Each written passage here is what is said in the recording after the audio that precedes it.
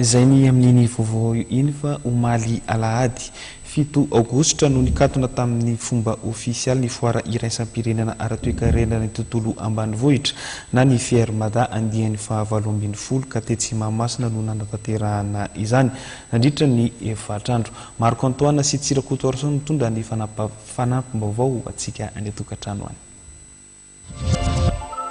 Nikatona Omaly Alahady fa 7 volana Aogositra ny foara iraisam-pirenena ara-toe-karenan'ny tontolo ambanivohitra na ny FIER MADA andiany faha 20 tetsy Mahamasina fampiratian'ireo vokatra malagasy eo amin'ny lafiny fambolena sy fiompiana fahafahana ihany koa mampifanatona ny mpiantsehatra ara-toe-karena sy ireo tantsaha.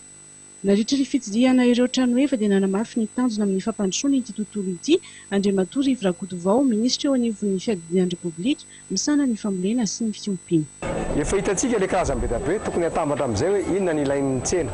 Zay fitodianany amin'ny tsena zay no mibaiko antsika ara-teknika ny encadrementreo olonireo inona ny tena ilaina. Aka ohatra tantely ilain'ny tsena io manana problema amin'ny aretintsika. Zay zany ny asa fanjakana. Raha misy zavatra nampiany fanjakana ny filièrany tantely dia tokony amin'ny resaka aretina mamparary azy io. Fa ny tsena efa eo. Dia avetsika miampitanika raha ozy hoe raha ataoko banky tokana dia fa 20 taona zao FIER MADA zao dia manamafy ny fananany Madagasikara ny arena eny tontolo ambanivohitra ny famokarana. Nefa ny tontolo ambanivohitra no mbola sahirana amin'izao fotoana zao. Eo ny fanjakana zany tokony heritreritra amin'ny politika ny hoe inona marina tena azo anampiany andreo tantsaha eto hialany amin'izay famokarana hoentina sitrany ahy izay fa famokarana mba hialany anatin'ilay fahantrana.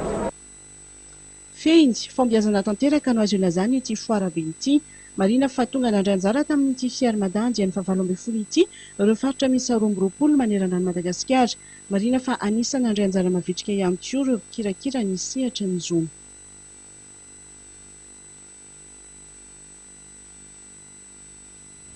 Tapitra ny vaovao zao alina zao ripijery ajaina isorana rota ny tokatrano tany nahatra nijery hatramin'ny farany mifambifotoana indray isika ho amin'ny rahampitso indray veloma tompokila veloma tompoko vavy.